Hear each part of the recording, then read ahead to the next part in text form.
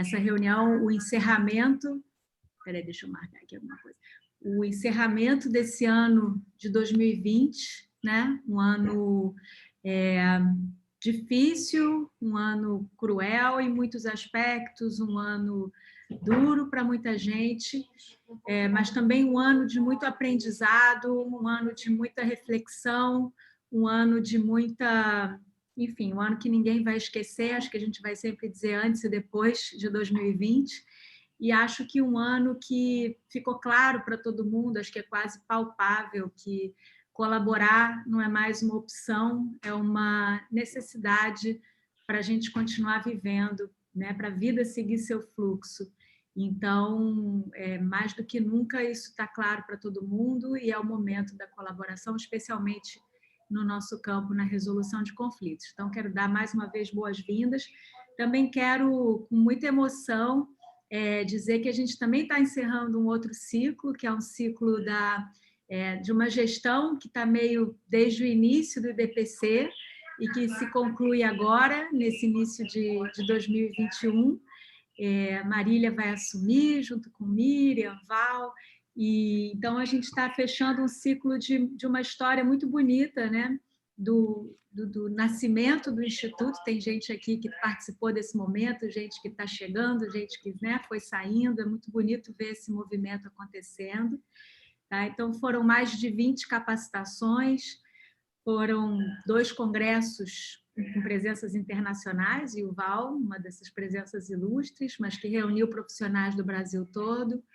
Foram 3 livros traduzidos from all over Brazil. We had 3 books. E muitos outros feitos que não cabe aqui, eu não vou ocupar o espaço do nosso encontro de hoje, mas quero dizer que fico muito emocionada de ver tantos rostos, de ver um público tão participativo, entusiasmado, atuante aqui no Brasil, levando as práticas colaborativas. A história do Brasil que a gente tem desenvolvido aqui no Brasil é referência internacional para a comunidade internacional de práticas colaborativas. Então, muito obrigada a cada um por ter, né, participado dessa história, por estar nessa trajetória, por estarmos juntos. Esse é um movimento, acima de tudo, coletivo, de todo um grupo.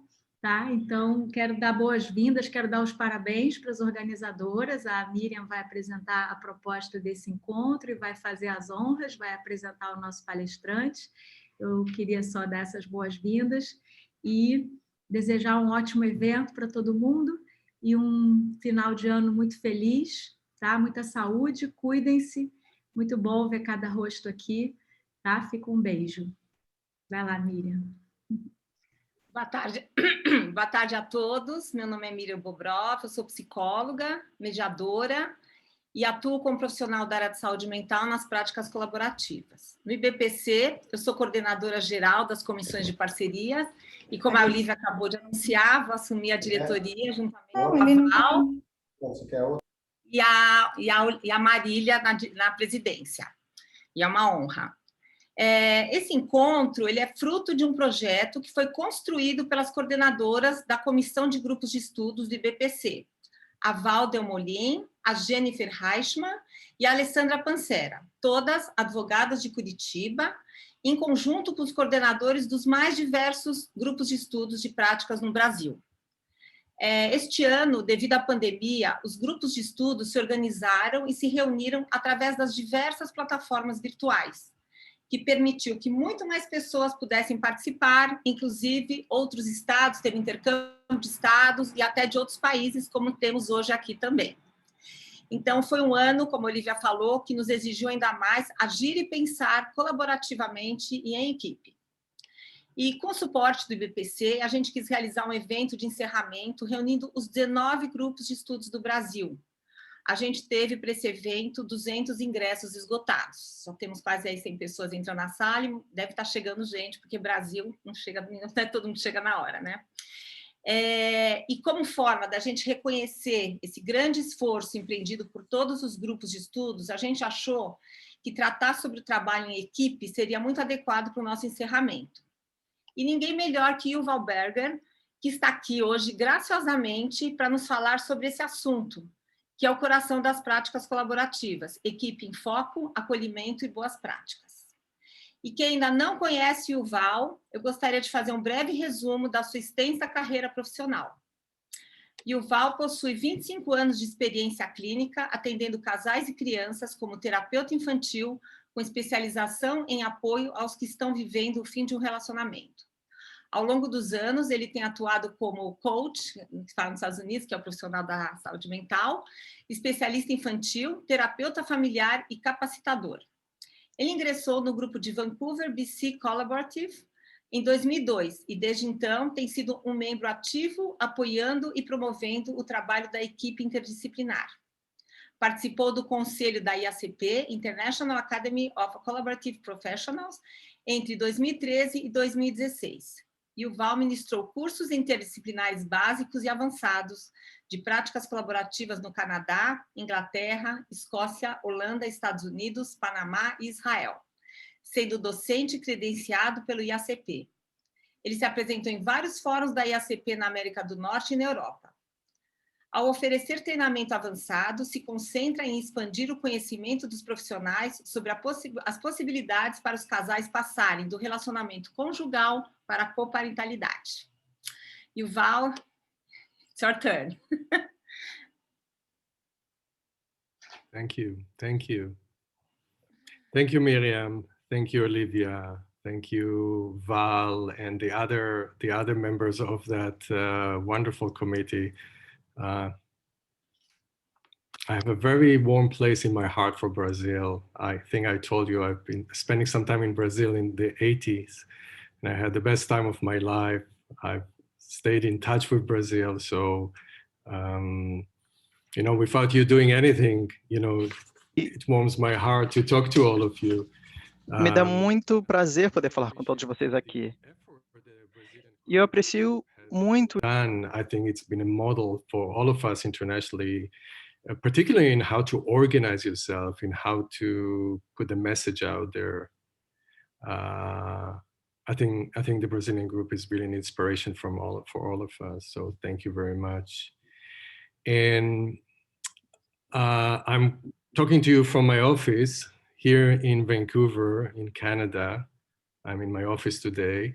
And like you, we've been dealing with the pandemic, and that has been really tough on many levels, including on teams. And maybe I'll talk about it a little bit later, you know, like how the pandemic changed the team composition or the teamwork, because I start to feel like it has. So my interest in the collaborative work, as Miriam told you about, kind of started in the beginning of 2000, and this is, I'm actually not sure why I've found myself doing collaborative work. Sometimes I think that this work found me. I don't think I pursue that. I'm particularly interested in the kind of support that families during transition, this kind of transition in their life, need, the whole family. So I'm very kind of interested in finding the right ingredient of support.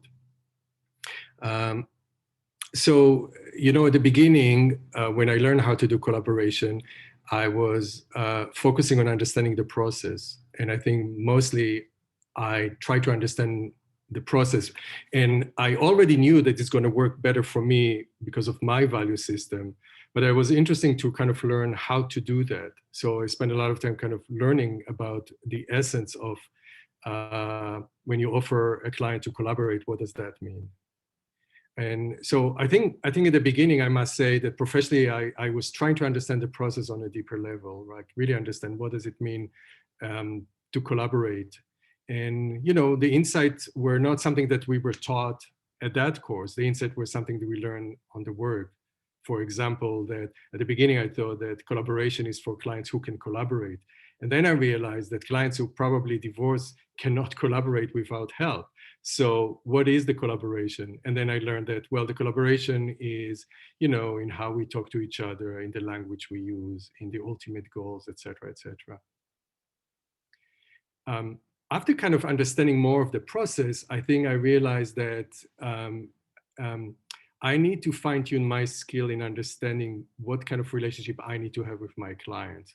because I realized that to help clients to go through this process, me as a professional, not just me as a coach, all of us, okay? So I'm not just talking about the coach, all of us need to have a really special and unique relationship with the client. And this is a whole other presentation, but generally speaking, I realized that really what we need to focus on the experience of safety.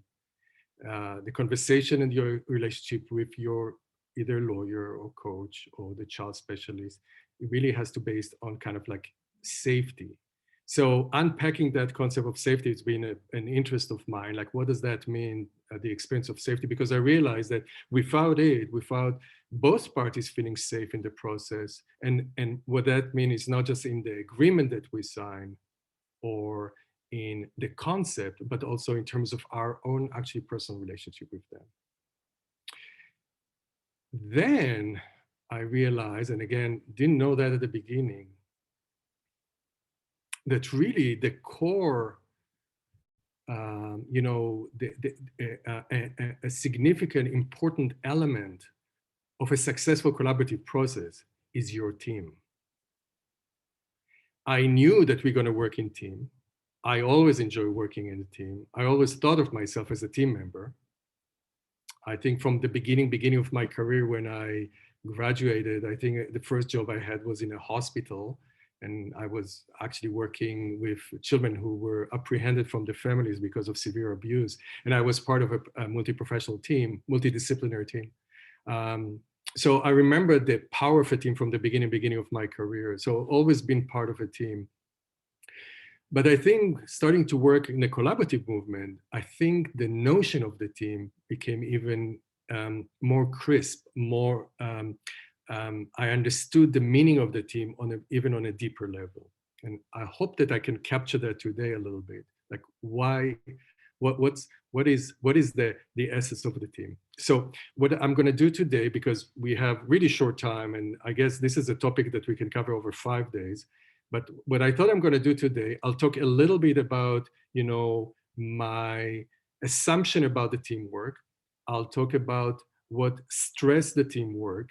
And those are things that you probably know, but I think it's important to highlight it. And I know that you probably would like also to know what to do about that. So I will spend some time kind of talking about, here are the things that I learned from doing this work and from participating in many teams, and mostly from my mistakes, to be open, what actually support the team or not. And I would like to also to give credit to Nancy Cameron, who is my colleague, and I know you translated her book, because Nancy and I kind of for many years engaged in this conversation about what are the ingredients, what are the experiences that you want to cultivate in a team to make it a successful process.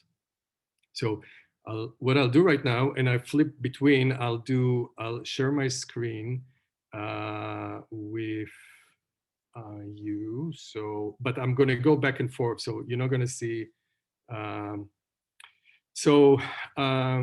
You know, it's welcoming member and good practices. So I think that kind of speak to the essence, you know, we would like to make sure that members, you know, that we're going to incorporate new members of our team, and best practices. I think we always kind of look at best practices.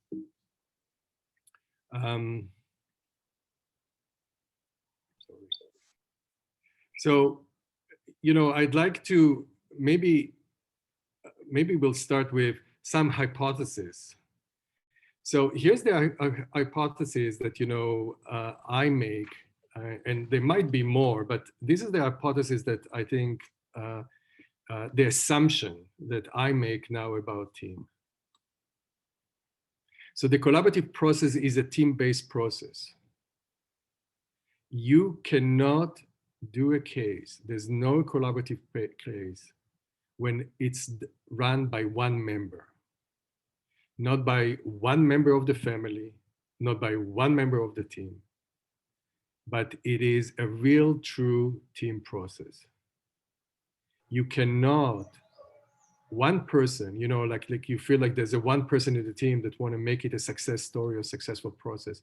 That's not going to be possible. Which is kind of interesting, because in a way, there's something very reassuring in that, but also you feel very vulnerable, because what if my team member is not good?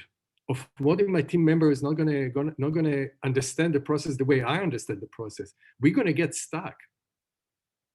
So it's pretty risky. At the same time, I found it to be true that when you have a team that kind of together work on the case and have maybe even a shared vision and an understanding of the role, then this is the only way a collaborative case can be successful. So the strength of the process. What do I mean by strength of the process? You know, would we be able to contain the conflict and minimize the conflict? Are we going to be able to help this family successfully transform from where they are right now to the kind of the outcome they told us they would like to reach in this process? What I like about the collaborative process is, and this is at least the way I understand it, the collaborative process does not, the final product is not a document, a settlement, a separation agreement that's signed. I usually see that as just one step or in that process. And I think for many families, they think that this is the ultimate goal. But the way we understand collaborative process is really, we would like to transform the relationship, transform the family into a different kind of relationship, what we call co-parenting relationship. And we would like to see those two parents being able to move on, accept the loss, use that opportunity as transformation, focus on the children's needs when they plan the next steps, and hopefully build an okay, normal relationship moving forward, and be able to work together for the rest of their life as parents. We know that if that's not going to happen, it might impact not just their generation, but the kids' generation and the kids' kids' generation. So the strength of the collaborative team, or the strength of the process, the ability to really address all those issues, it's depend on the robustness, the strengths of our team. A strong team, a cohesive team, would be able to deliver those kind of goals. A team that struggle, it's likely going to be a different kind of process, a very different kind of process. And then another insight is that the collaborative process, I found that it's likely going to break. Like the piece that in collaborative process, that it's the highest risk is the piece where we, the team, has our weakest point. And let me give you an example of the weakest point. I remember that we had a difficult case here in BC, in British Columbia. And what all of us did not pay attention was that we did not include the child specialist, which we like to use in our cases. We did not include her in 2 team meetings. And the failure to include the child specialist in the team meetings, actually the relationship between us and the child specialist, that was the point where later on the case got into trouble, because we were working on an assumption in terms of planning the case, but we did not check the assumption with the child specialist. She was involved at the beginning, but when we had an issue in our team and we set up a conversation, and I think, to be honest, the reason we did not include the child specialist is because she said she was not available, and we felt so anxious to have the meeting, so we met without her. But that piece of information from the child specialist, who was not part of the conversation, that piece that we did not pay attention to, that was the reason why we later struggled in this. So that was a good lesson for us.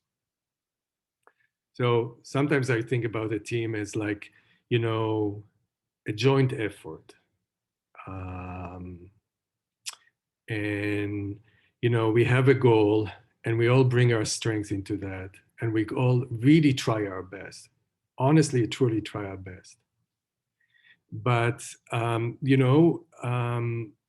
there's a lot of synchronicity. There's a lot of conversation that needs to happen for this joint effort by all of us to get to the point that we need to get. So I'd like, with your permission, to talk a little bit about, stress on the team. So just to highlight the things that I found to be stressful for the team, I'll explain some of it. I'm sure you've experienced that, or experienced most of it. But this is my list of the things that, I collected over the years.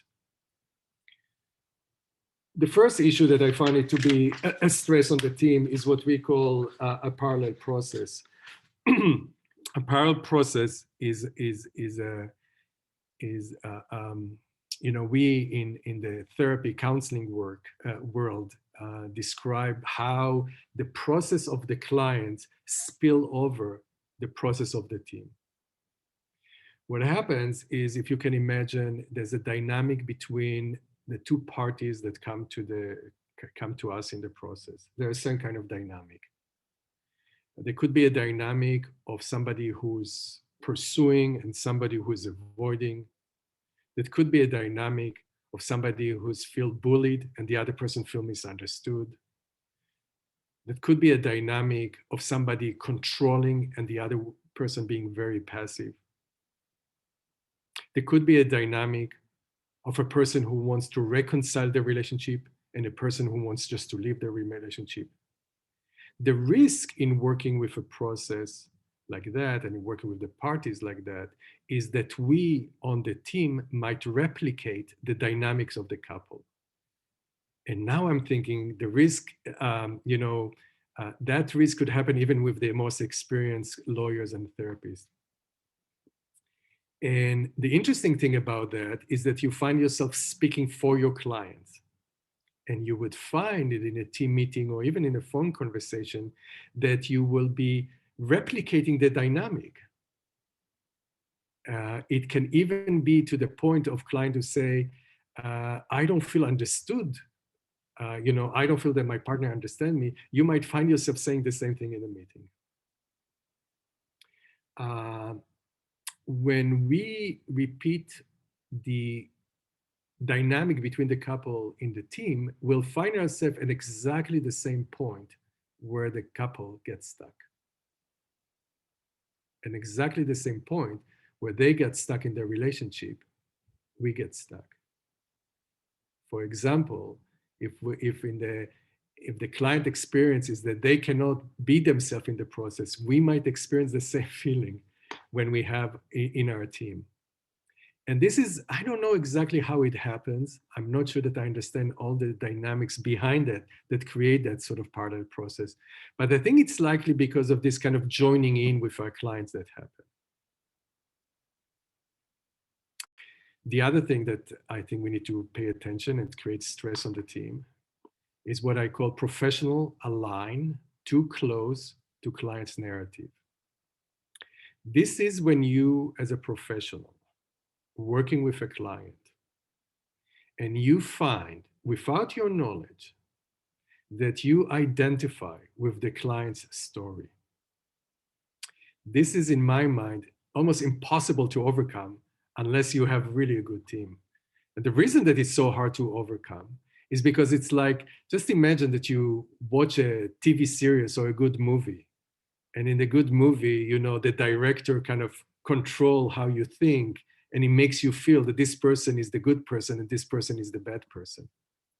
So we are designed in such a way that when we listen to a process, or we listen to a story, not a process, and there's a good, there's the victim, or the person who's kind of take the highway, take the higher level of consciousness, and then the person who is bad, we naturally identify with them.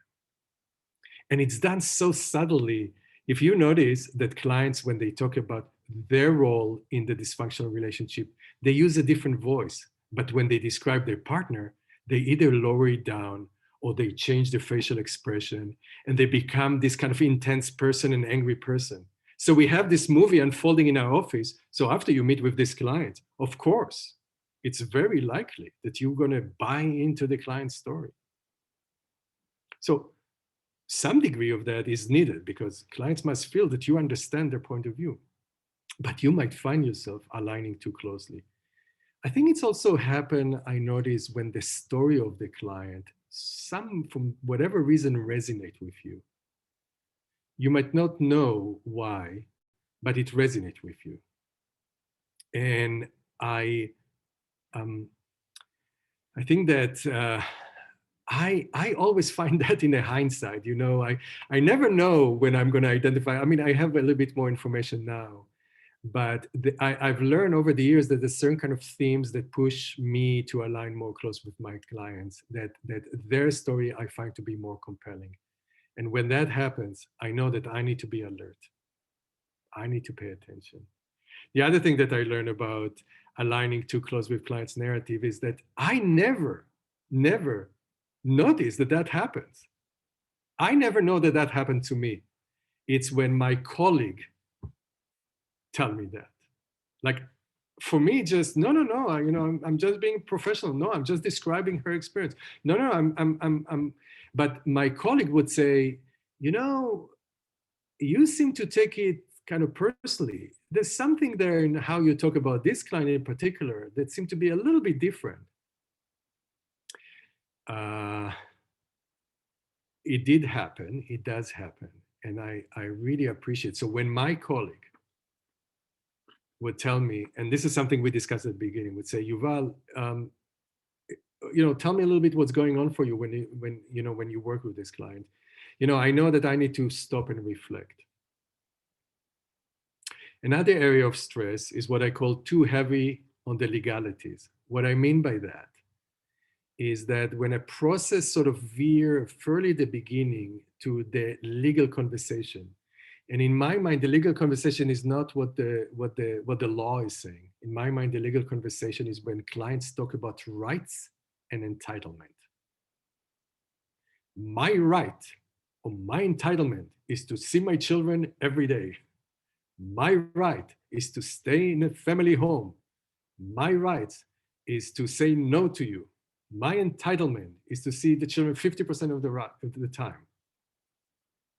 That conversation, which I say is heavy on the legality because the legal system often talks about rights and entitlement. So when the conversation in the team among either the team members talking about clients' rights and entitlement, I find that there's a shift in the conversation in the team, and suddenly we're talking about an issue that cannot be negotiated. And it doesn't always have to be the lawyers who talk like that. It can be the MHP who talk like that, definitely.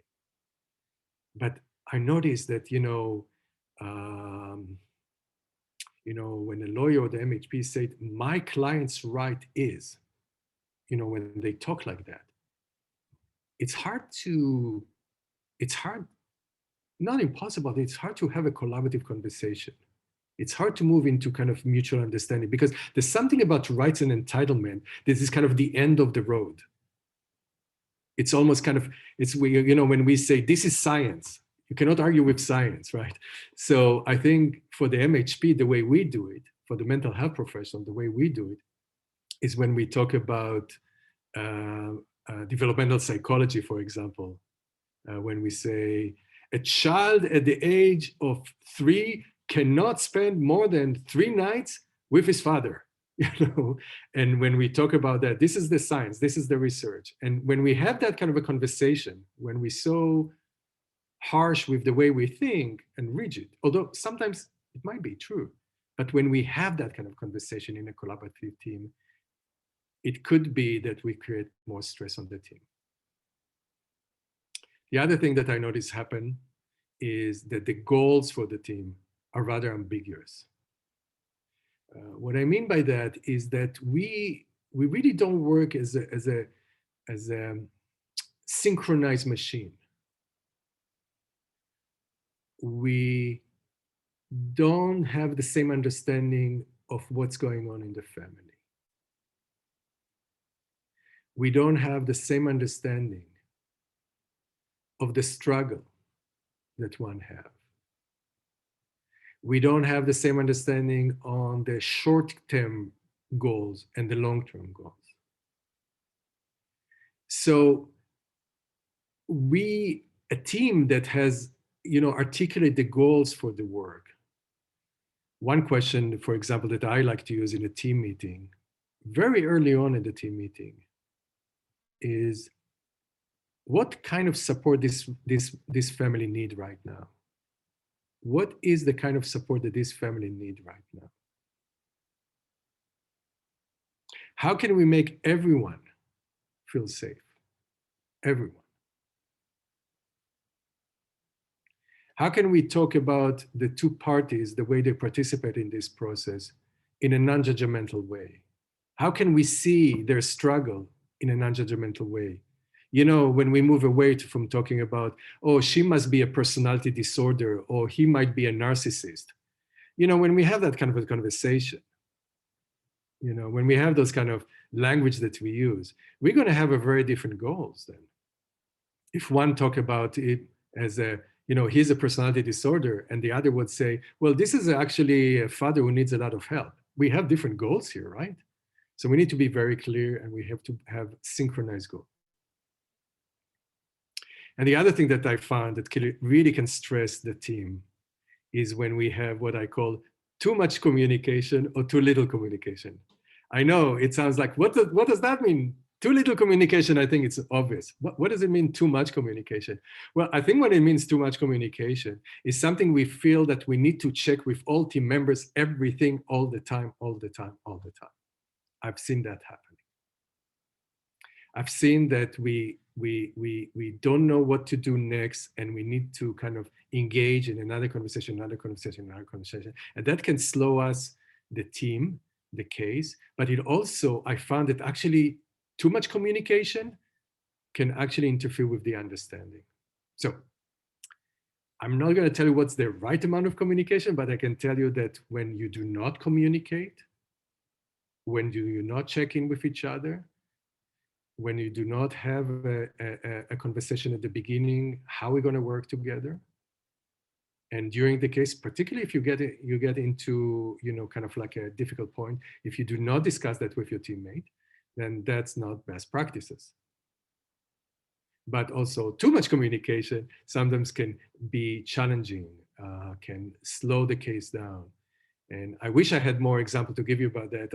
I have some example, but I don't want to get stuck on that.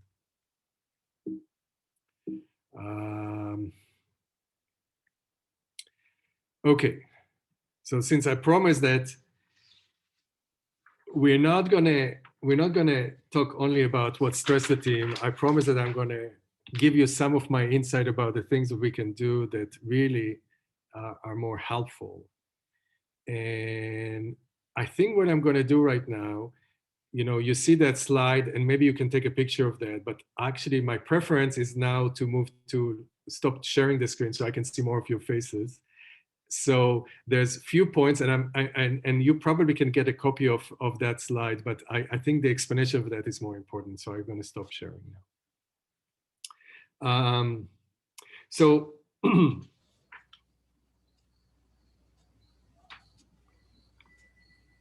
so in terms of being like really making the best out of the team, one of the practices that I learned is that we should not just engage in a process and go with the flow and use our intuitive self to guide us how we should do it. I think if you go with your intuitive self, you might not be as effective as you can be. So I learned that the best thing that you can do, or one of the best things that you can do, if you're going to work together as a team, you need to learn to front load.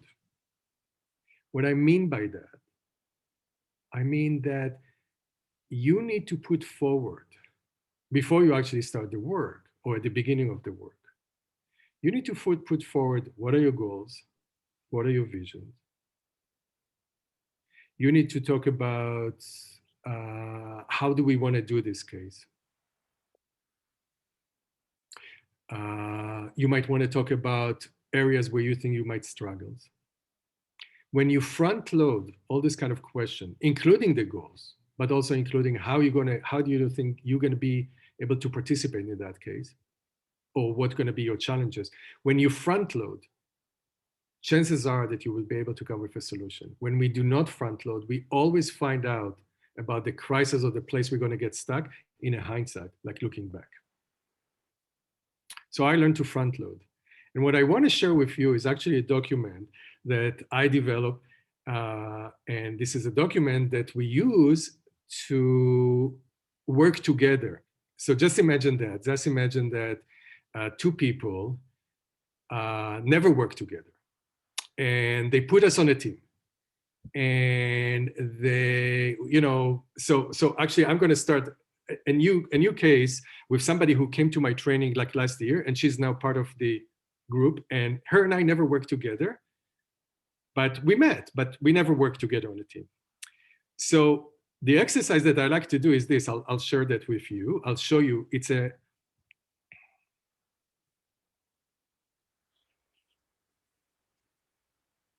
So I call it preparing to work together.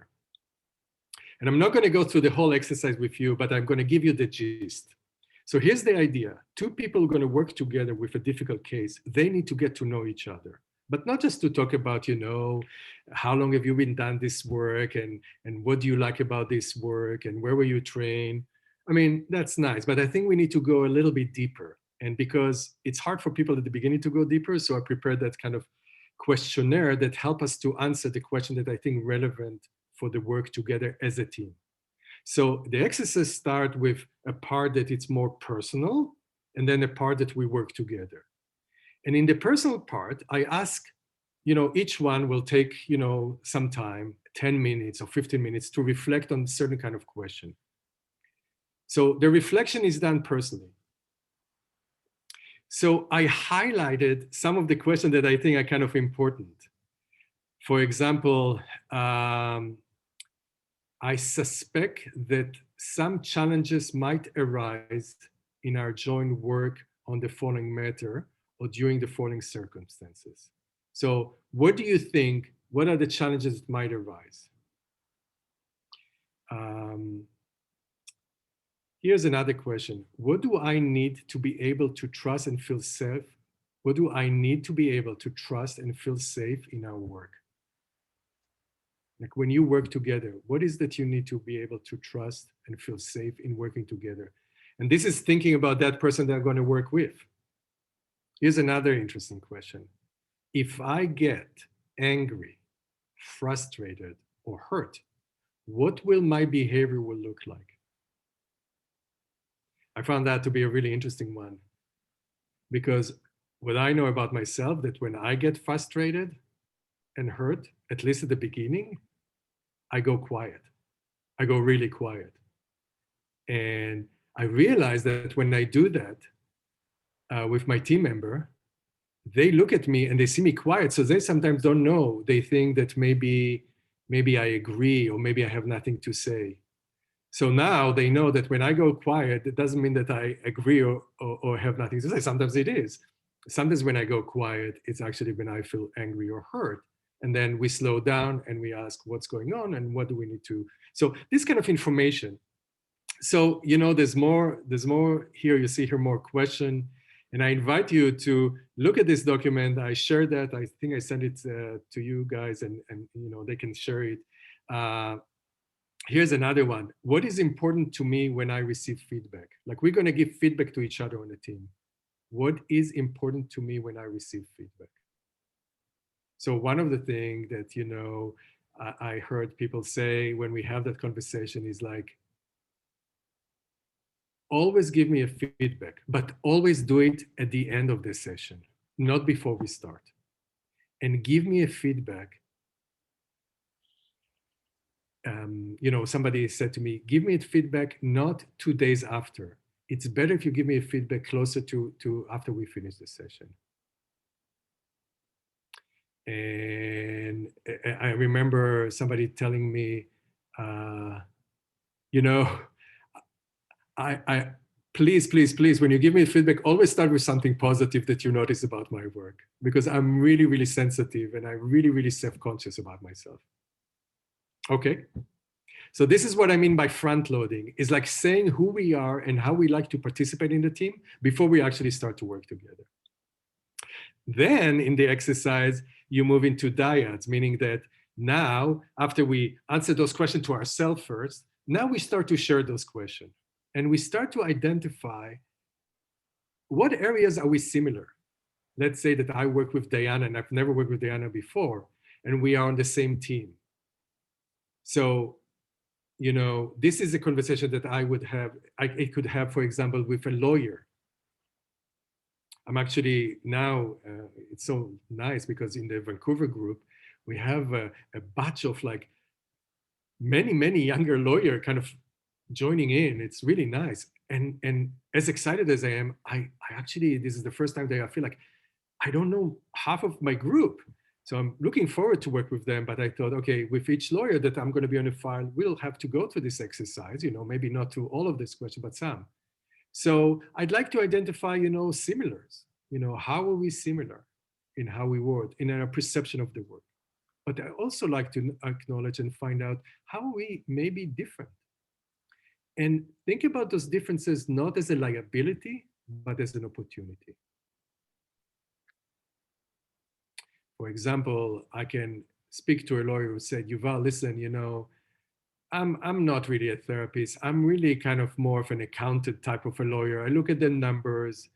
I don't go to those kind of things. So I let you lead the way. And I say, I'm happy to lead the way, but it's really important that, you know, the client will get the experience of working with somebody who's perhaps more kind of step-by-step logic and somebody who's going to slow things down and be more patient with their emotional process.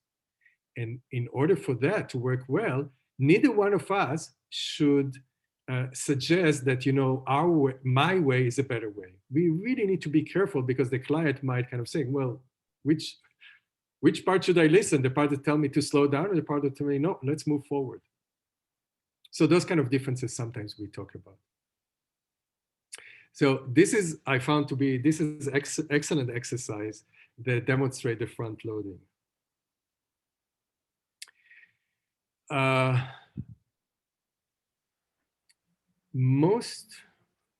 Many of the challenges on a team,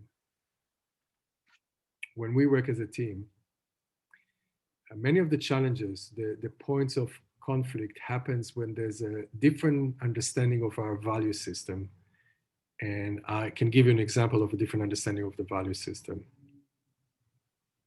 I remember I worked with a lawyer and we used to share the same center. So he was a good friend of mine. But there was one thing that him and I never agreed on. He said to me, Yuval, collaborative process, mediation, litigation, I'm the same lawyer. My client and my client's right are above everything else. My client's right, I'm a lawyer everywhere. I'm the same lawyer everywhere. When clients come to me, I'm first and foremost, not a collaborative lawyer, but a lawyer. And I really struggle with that. My understanding that you need to be different. So I don't know if my way is the better way, but I would say, you know, I really have a different value when I work with that. My understanding that we support our clients, but not at the expense of the team. My understanding with if without a robust team, we cannot support the client. So my alliance is to the team and the client.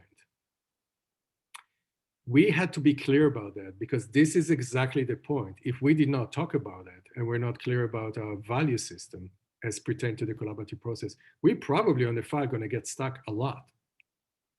So we never change each other's opinion, you know, granted. We never, you know, I never made him to see the world more like mine, and I'm can be as rigid as he is, and I still hold all my ideas, but having that kind of an understanding of how we're different and how we can use those differences not to get in the way, but actually to help to transform the para process. criar obstáculos, mas para transformar um processo. E nós gostamos muito de trabalhar juntos. Foi muito positivo. So this is Então, essa é a questão sobre o entendimento do sistema de valores. To take seriously in a safe relationship, and I think the team relationship or relationship in the team has to be safe. If you don't feel safe with your team, it's going to be very hard for you to collaborate. So for the team to be safe, to feel that kind of feeling that, how do I call it? In English, we like to say, I feel like all of you on my team, you guys have my back. You have my back. I love that feeling. I love when my team has my back, because this is a hard work and I can be challenged, and you work with angry clients. And I like to know that my team, kind of say in the team, inside the team, there's peace. With client, you sometimes can struggle, but inside the team, there has to be peace between all of us. Between all of us, great feeling. With the client, sometimes, there's a little bit of, between the two of them, of course, there's often a push. But among us, it has to be peace. And in order for that to happen, every time that the peace is get disturbed by a lack of, misunderstanding, different pace, words that were said that really hurt somebody's feeling. And it's always often very subtle. It's not like, most people are not loudly disrespectful, but it's kind of subtle. Like sometimes when your colleague talks and you roll your eyes, it's like, oh my God. That's enough to upset a person. So if you, on the receiving side, if you feel upset, or if you have a gut feeling that you misspoke, and even if you didn't, but you feel like, you misspoke, or you overstep, or you spoke over another person, if you immediately repair it, no issue. If you let it sit, could be an issue. So what I'm learning in any relationship, by the way, this is a good advice, not just to team. It's actually a very good advice to your work with clients. If you feel like your clients say, I don't trust you anymore, or the client say, you did not understand me last time, immediately repair it. Immediately repair it. It's really important. So in a team, we really make a point of immediately repair. And I love that when that happened. It really touched my heart when a colleague of mine called me after a session. It was actually last week, my friend Lindsay, who's a wonderful coach here. And she called me after the session. We had a very difficult four-way meeting on Zoom. It was so difficult sometimes. And she said to me, Yuval, I think I dominated the session. I think I spoke too much. I actually didn't think that. But she said, I think I spoke too much. And she said, I think I spoke too much because I was afraid that if I'm not going to speak too much, my client will speak. And if he's going to speak, it's not going to go well because he's very rude. So I think I need to overspeak him. And this is why I spoke too much. But if in a hindsight, I think you didn't speak enough, or your client did not speak enough. And I was so touched by her calling me immediately after the session to check in with me to see, was that your experience in the meeting? So immediate repair. I want to say that in some cases, when we don't do immediate repair, what happens is that your injury would travel with you. Let's say I work with a person and something happened. If we move to another team and we did not repair it, it's likely going to happen there again.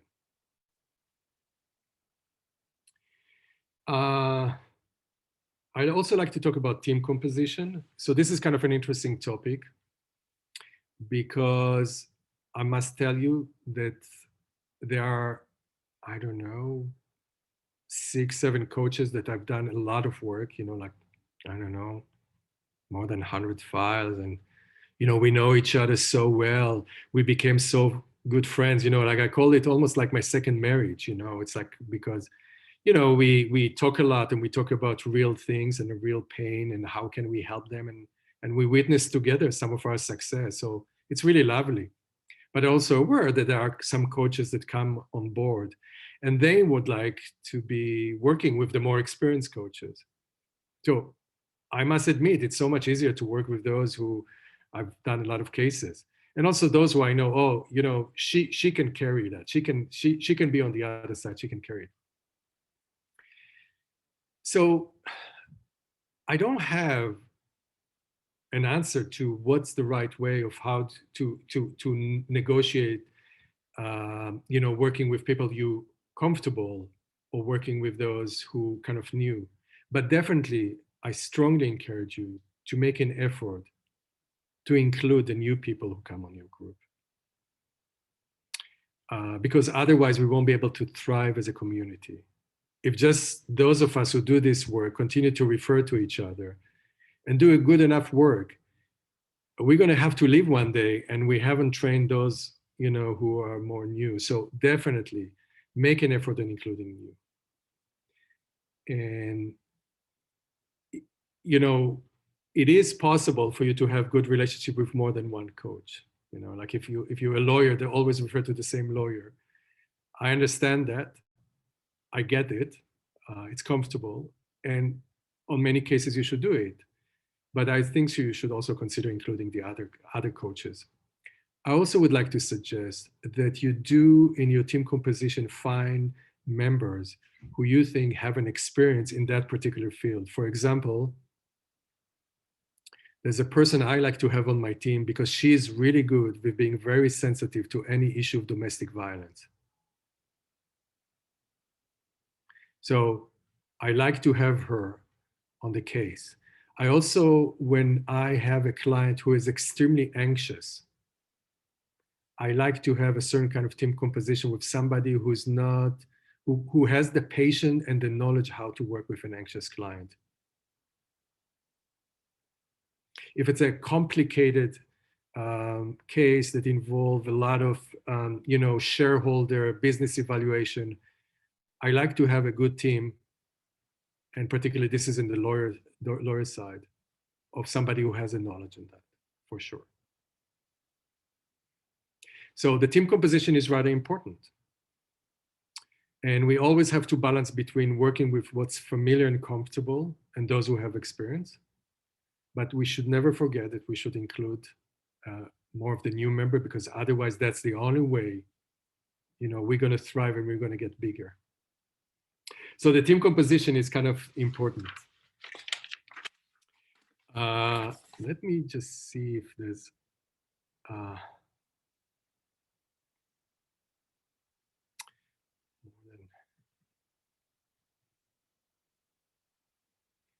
yeah, the other point is the last one, post-process debrief.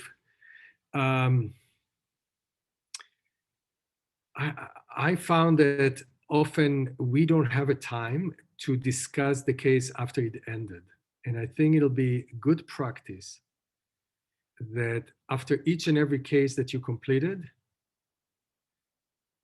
you set up a meeting. It can be a short one where you debrief the case, where you discuss the case. I think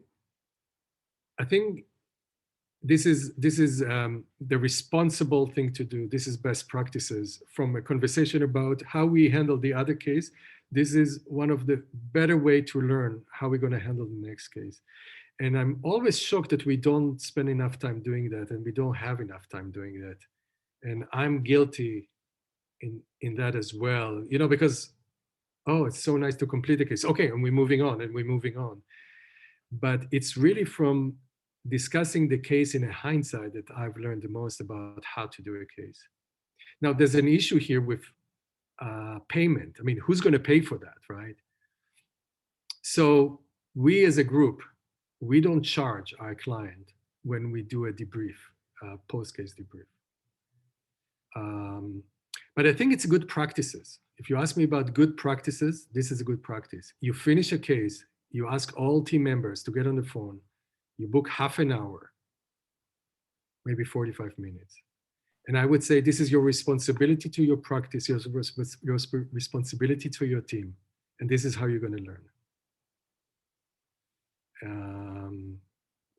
And in the post-process debrief, you talk about the family, but you also must ask the question, so how was the experience working together this time? What did we learn? What did I learn about working together? And these are really the kind of themes that you know would stay with me as we move forward.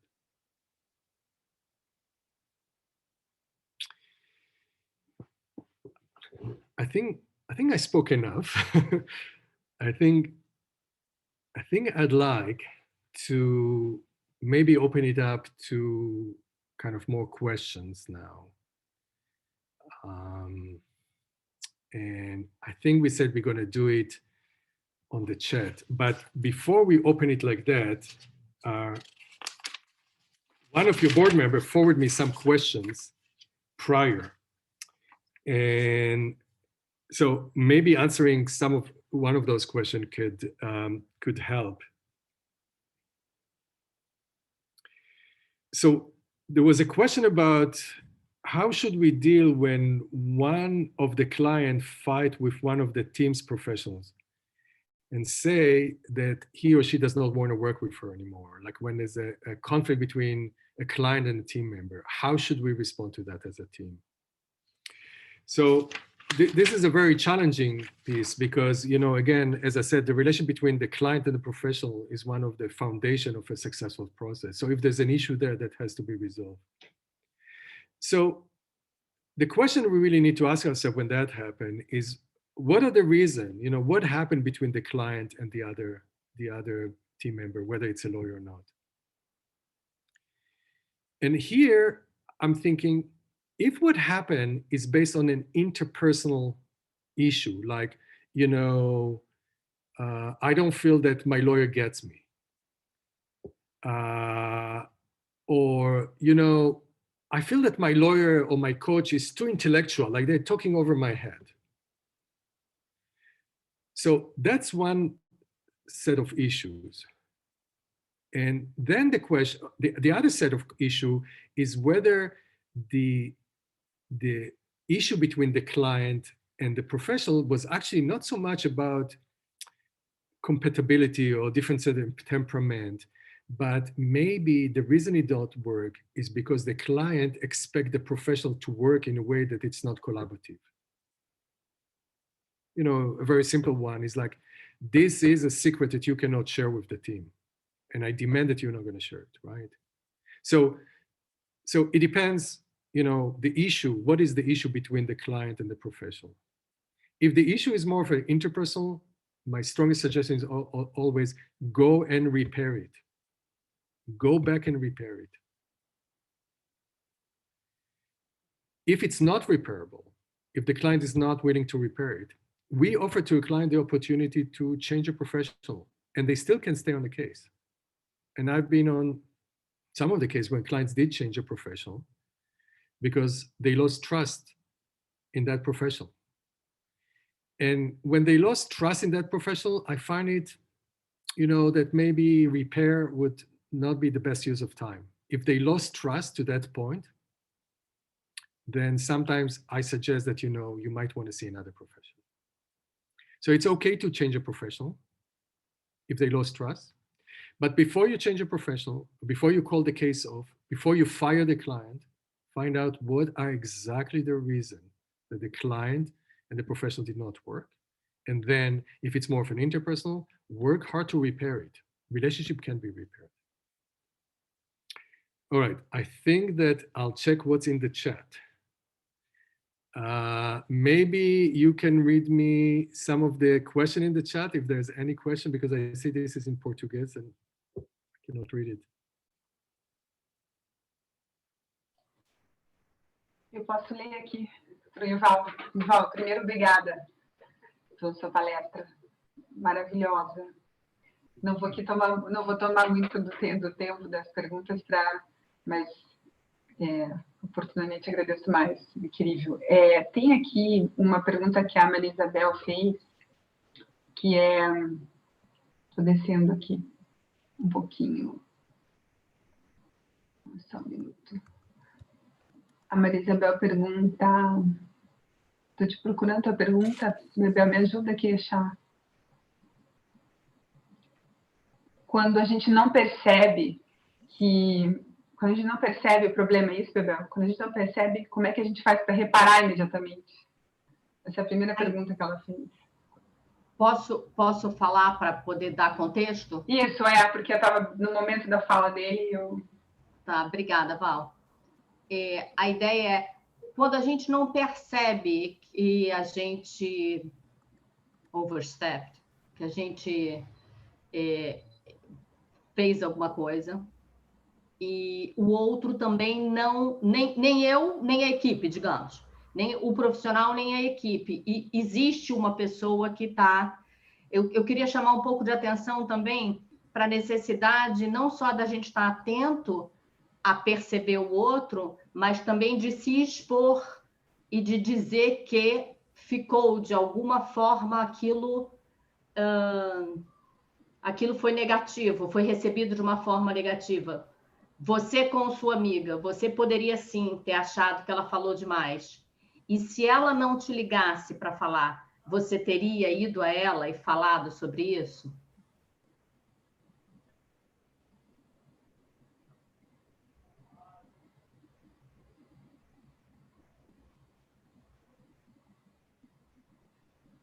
Okay, so to the first question, what if I'm not aware? And I think the answer to that is, I like to think myself of somebody who's aware, but of course I make a lot of mistakes. And, I need to be humble. There's a lot of time that I'm not aware. And this is what I said. This is why it's so important to have a good team, because it always comes to me from my teammate that brings my attention to that. So I don't expect ourselves to walk with a mirror all the time to know whether we overstep, or I spoke in a tone that I should not, or I explained something that I should not. I mean, if I catch myself, I'll apologize, but if I don't, I need my team to let me know. And I think that's the essence of the trust and the safety. I want my team to let me know if I did something that didn't work. So what happened when I have been told by my teammate that maybe I did something that was inappropriate? I can tell you a story like that. So I love humor. I use humor a lot in my meetings. It just breaks a lot of tension. So, if I can put in kind of a humor, like not a joke, but kind of in a humoristic way of the situation, I'll use it because it really calms things down. And I learned at first, if I want to use humor, I should use only at my own expense, never to make a joke about others. But I remember one time making a comment which was humoristic, and it was about the client. And it actually, I did not notice, but what I said implied something about not my client, but the other client. So my other team member after the meeting said, I don't think that my client really appreciated your joke. And I said, really? Because I saw her smiling. We all smiled. I thought she liked it. He said, no, we talked after that. She did not appreciate that. So I said, well, thank you, because I guess the smile was because she was nervous, not because she was laughing. It was kind of a nervous laugh. What I'll do next time, I'll come to the meeting, I'll start with an apology. I'll just say that it was misplaced. My deepest apology. I should not have said that. Done. So that's exactly what I did. Came back, said, last meeting, remember I said this, my deepest apology, totally misplaced. This was not professional from my end to use that kind of language. I was insensitive to your feeling. and my apology. That's it. Finished. We can move on. So when your colleague tells you about something you've done, whether with a client or whether with other team member, bring it to your attention, you reflect on that, and you take responsibility. Other question? Obrigada, Ival. Eu fiz uma pergunta aqui lá atrás, era sobre, enquanto você falava, era sobre, será que trabalhando sempre com a mesma equipe, porque a gente tem uma afinidade, enfim, já tem uma experiência, não reduz a nossa perspectiva ao longo do tempo, assim, que acaba que fica muito colado, assim, no meu pensamento, imaginando que a gente tem mais dificuldade de destacar os problemas, porque somos todos, enfim, essa irmandade, até esse alinhamento, assim, que você falou, fiquei pensando se não acontece isso por conta da história, né, de trabalhar sempre com as mesmas pessoas.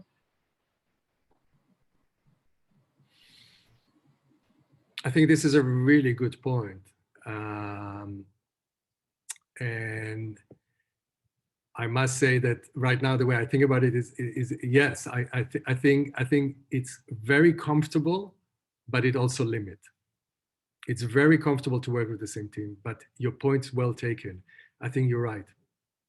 I think when you work with new people, there's a new perspective. There's a new way of looking. There's a new experience in the room. There's a new subtlety, new direction sometimes. So yeah, I think, you know, like many things in life, right? There's the good and the bad, and, you know, you kind of want a balance. So yeah, it's point well taken. I would say I agree with that. Obrigada, Ival. É o equilíbrio, né? Temos que trabalhar, temos que ter confiança, mas, ao mesmo tempo, abrir espaço para o novo. Tem uma outra pergunta que se você poderia falar um pouco mais, é uma pergunta, mas é um pedido um pouquinho mais sobre as alianças na equipe. Essa pergunta da Jennifer. A outra pergunta também é qual é a situação da equipe que para você que é mais difícil de lidar?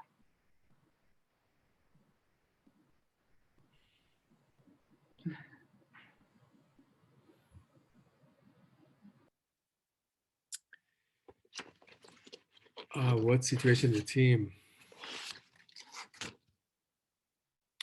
I must say that the hardest situation for me in a team,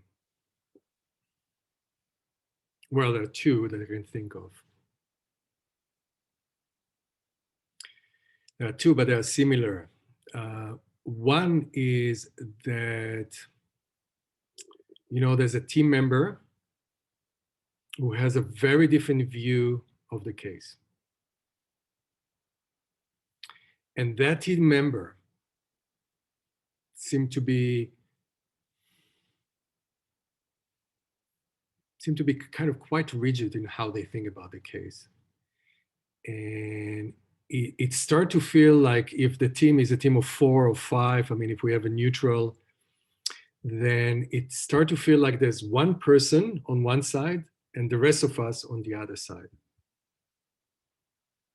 And I find that to be very difficult.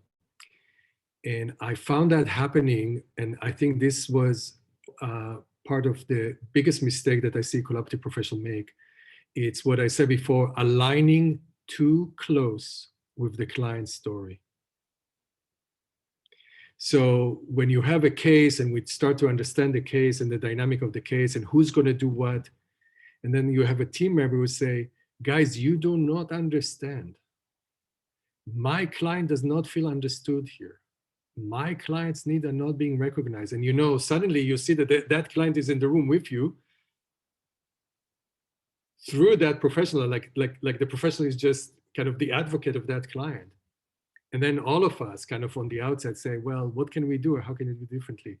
And it starts to kind of loop. I find that to be the hardest thing on a team.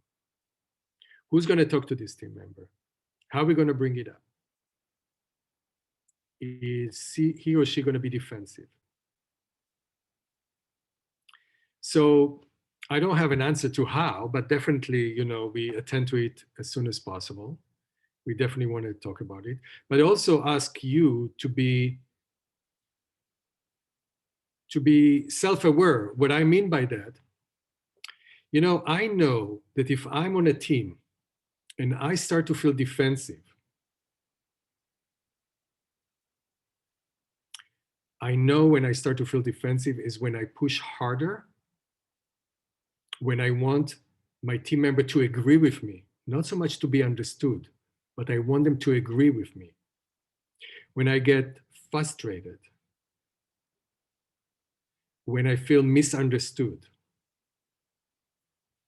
when I start to plead with them, like my voice is kind of like I plead with them.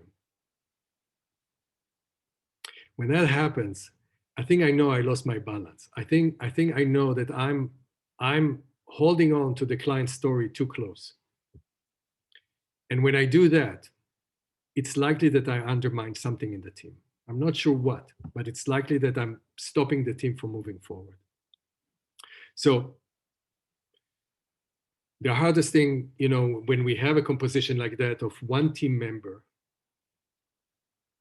it certainly could be that, you know, the lawyer and the coach and the lawyer and the coach on the two teams kind of on two different sides of the team. I must say that that didn't happen that often. But when there's one team member who seemed to be kind of on the outside of that, I found that to be difficult. So it's the feedback, but also I ask, you know, if you want to do this work, you need to have, it helps if you have self-awareness. It helps if you tend to be introspective. It helps if you okay with the question, what have I done and what can I do differently? If you can genuinely look inside, if you can do that, it'll be easier for you to do this kind of work, because I think introspection, it's a key to do a good job here. So I try my best to be introspective. I don't always know when I am like that, but I definitely know the change in my voice. And when I talk in a certain kind of way, that I know something happened inside, and then I have to stop and ask myself that question.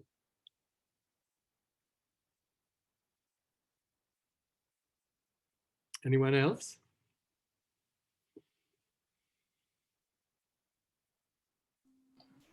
A gente tem várias. Pode ser, Marília?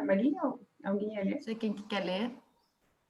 A gente tem várias questões aqui, Yuval, e a gente tem um limite de tempo, né? Até 17h30, a gente quer poder atender a maior parte das questões. Então, nós vamos juntar 3 questões aqui numa só, que dizem como alinhar as expectativas entre os profissionais da equipe, né? Então, quando a gente faz aquelas perguntas sobre como você trabalha, como receber feedback, como a gente lida com as nossas expectativas, se vem uma resposta muito diferente, como a gente pode lidar com o fato de não estar se sentindo ouvido na equipe, mas não querendo justificativas, mas para ter atitudes prospectivas, pensando então daqui para frente como vamos trabalhar, e da mesma forma como resgatar a confiança entre o time. E nesse time ainda, nessa equipe profissional, como lidar com pessoas que se dizem colaborativas, mas que têm atitudes competitivas no trabalho na equipe colaborativa. Então, juntando algumas questões aqui. Obrigada.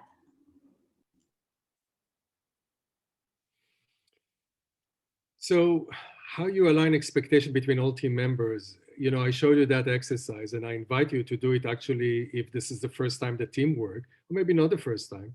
I invite you to, you know, take your time in one of your practice and one of your Zoom meetings or in one of your, you know, training to do something like that.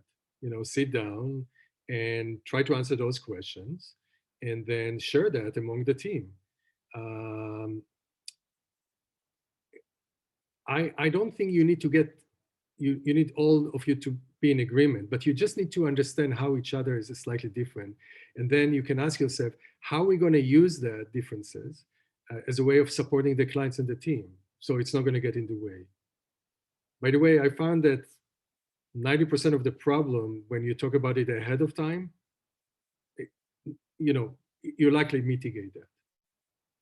In terms of the competitive nature, well, I guess we all have some of competitive nature in the way we work. We like to be good at what we do.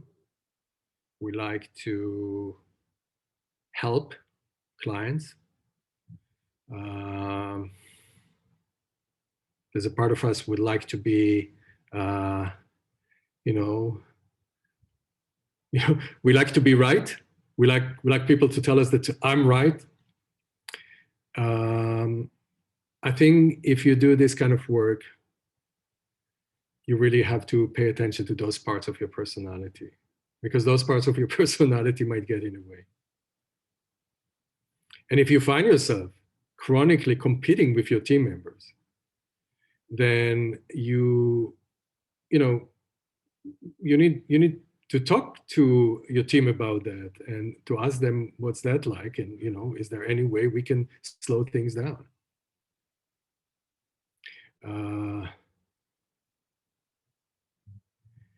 I think one of the problems is that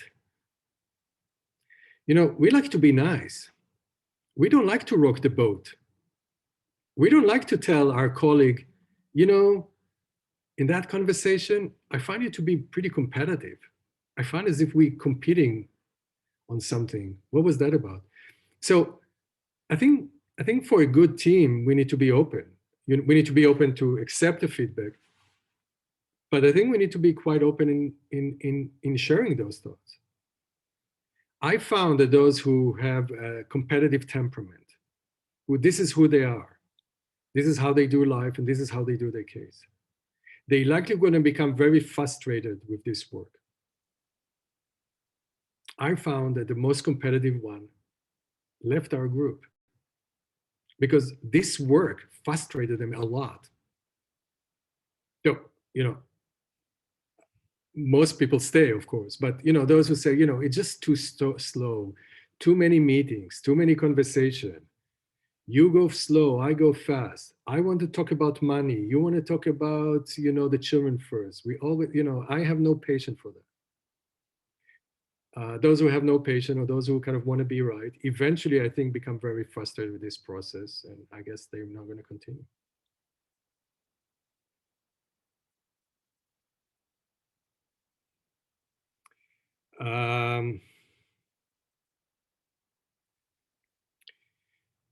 There was another question. I was kind of reading that. This is one of the questions that one of your board members sent to me.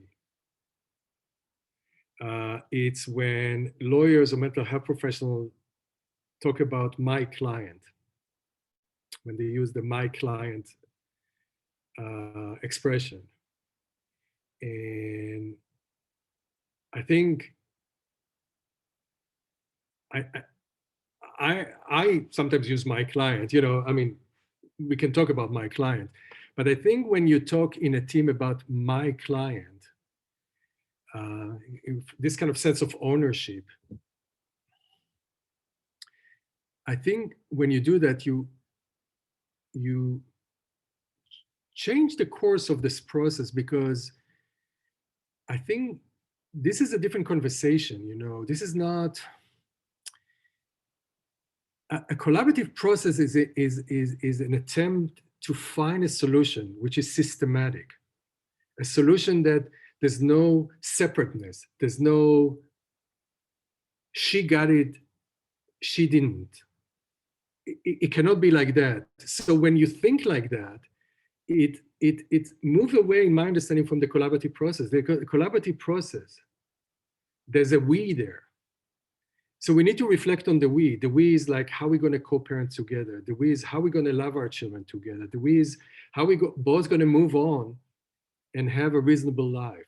But in a collaborative process, there's need to be really kind of a language which, at least during that process, would inspire the two people to think about, this separateness. I understand that you needed to separate emotionally, but there's also, a concept that we would like you to hold on to. Because we cannot separate your children, we cannot separate the two children into. So when we talk with this kind of language, my client, I think there's something about that language that can undermine the process. So I know this is a bit more complex, and sometimes it's better to try and answer that, you know, when you have a real case, and we can talk about a real case and how, you know, what inspired that person to want to protect that client or say my client. So, you know, my answer is out of context because I don't know, you know, what really happened, and I think that could be helpful. But generally speaking, I think the language that we use, it's kind of rather important because the language can undermine the process. Language is really, really important in this process.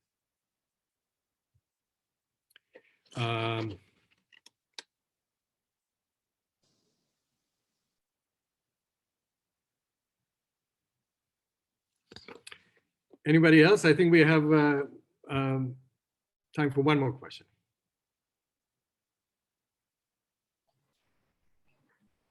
Tem mais uma pergunta assim aqui.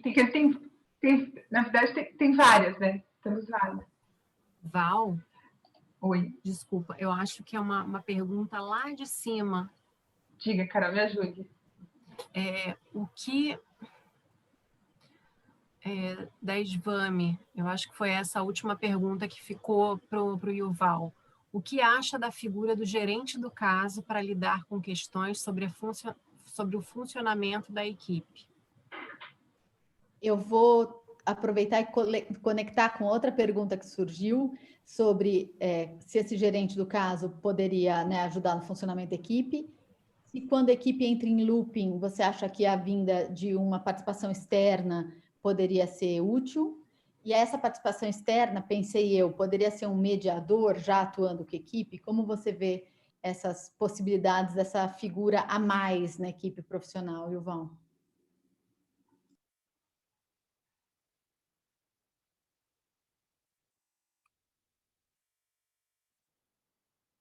Oh, okay.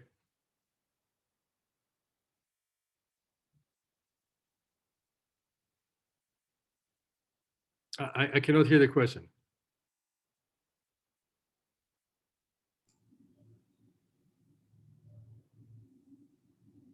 I cannot hear that. Não tá mais tendo a Okay. tradução? Entrou?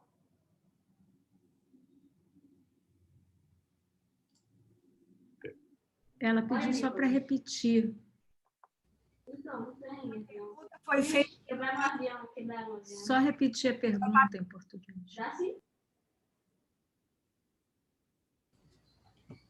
Ok. A pergunta foi sobre... Okay, so the question is about the participation of the case manager. Can he act as a facilitator of the dynamics between the team, the professional team itself? And when the team goes into a looping or has another... Alguém externo à equipe para trabalhar com essa equipe, e eu acrescento se esse alguém externo poderia ser um mediador, ou mesmo se o gerente do caso poderia ser um mediador, ou seja, mais um profissional nessa equipe para trabalhar com as dinâmicas de comunicação. Como você vê isso?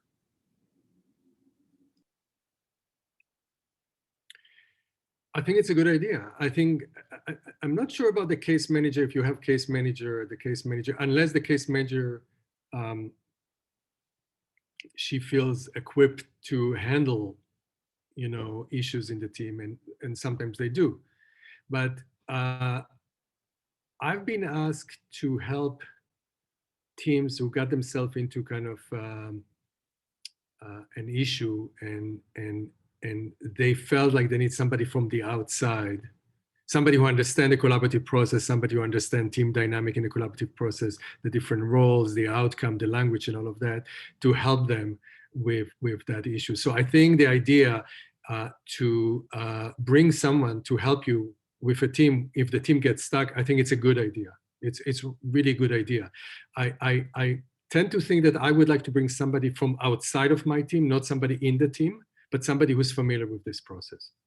Somebody who actually, not any mediator that does family law, but actually somebody who has a knowledge of the collaborative process, because you really have to understand, you know, the values and the concept of what we do here to really do a good job in mediating. By the way, there is an exercise, I did not show it to you, but there is an exercise that we use when there's an issue between two team members and they get stuck. And there is an exercise where we actually create a structure to have a meaningful conversation to resolve that problem. So there are ways of actually overcoming issues between two people and to do it in a structured way. That's different. That's kind of, you know, repair that happens between two people. But if the whole team, or there's an issue in the team that doesn't get resolved and the team is stuck, I strongly suggest that you bring somebody from outside of the team to help you with that, if that's all possible.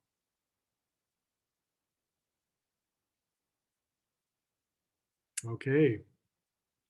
Thank you so much. You've been very quiet, but I know that, I mean, you take it all in, and I really appreciate the opportunity to speak to you. Would love one day, and it will happen, that we'll do it in person, but for now, I guess we'll have to do with that. And I wish all of you also a happy holiday, and you know, it's coming, so yeah. Thank you, Yuval. You're welcome. Muito obrigada, Yuval, por essa palestra maravilhosa. Você foi incrível. Eu não tenho nem palavras, assim. Eu sei que as carinhas todas aqui, todas sorridentes, todo mundo maravilhado. Foi incrível. Fechar 2020, um ano tão difícil, como a Olivia disse, que botou em evidência o quanto o nosso trabalho como colaborativos é importante, né? Então, somos super gratos, gratidão. Espero que a gente possa repetir outros encontros, outros workshops em 2021. E deixo aqui meu muito obrigado em nome de todos do IBPC. Não sei se alguém mais quer falar, Olivia, Marília, Miriam. A gente vai continuar um pouquinho mais, Yuval, aqui. A gente vai nos dividir em pequenos grupos aqui para a gente confraternizar e se conhecer, porque tem pessoas do Sul que não conhecem os do Nordeste, São Paulo e Rio. Conversar um pouco também, assimilar, refletir sobre tudo que você nos disse aqui, né? Essa palestra, o quão é importante a gente refletir para o nosso dia a dia.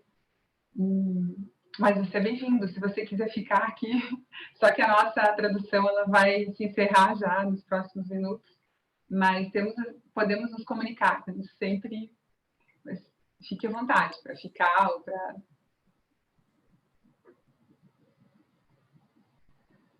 Well, I would love to stay, but I have two people actually going to walk into my office in a couple of minutes, so I need to prepare for that. It was lovely. Thank you. Love to do that again. And how do you say muito obrigado? Isso, exatamente. Perfeito. All right. Okay. Bye. Obrigada, Yuval. Tchau. Tchau, Beijos. Tchau, Yuval. Que incrível, né, gente? Palestra maravilhosa, né? Maravilhoso.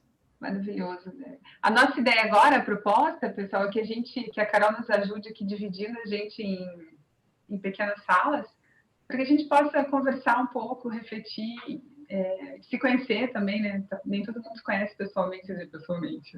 Mas, por favor, Marília, diga. Eu só quero aqui fazer a parte antes da gente se dividir, porque eventualmente algumas pessoas vão ter que se retirar. Eu só queria pegar o gancho aqui, a Miriam também pode me ajudar, para agradecer a presença de todo mundo, né? A gente está muito feliz de fazer esse grande encontro do GES, que no final das contas a pandemia nos propiciou esse aprendizado de juntar gente do Brasil inteiro. Esse foi um evento totalmente aberto, com a tradução simultânea, com carinho, com acolhimento, que todo mundo que está aqui e que trabalha pela mudança de cultura, que trabalha pelos meios consensuais de resolução de conflitos, merece. Queria convidar a todos, quem ainda não for, a se associar